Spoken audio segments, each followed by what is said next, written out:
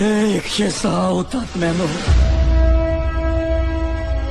तुमच्या बलिदानामुळे ही मुंबई महाराष्ट्राला मिळाली, मराठी माणसाला मिळाली. पण आज या मुंबईमध्ये कुठे आहे हो मराठी माणूस? तुम्ही तुमच्या प्राणांची आहुती देऊन मिळवलेली ही मुंबई आज इथलेच काही भ्रष्ट नेते आणि आमच्यातलेच काही दलाल विकायला निघालेत. दररोज लाखोच्या संख्येने येणाऱ्या परप्रांतीयांच्या लोंढ्यामध्ये इथला मराठी माणूस पूर्णपणे हरवून गेलेला आहे. प्रत्येक पावलावर त्याच्या पेकाटात लाथा मारल्या जात आहेत. आणि दुःखाची गोष्ट म्हणजे त्यालाही आता या लाथा खाण्याची सवय झाली आहे. हो, स्वतःच्याच मुंबईमध्ये तो पूर्णपणे परका झालेला आहे.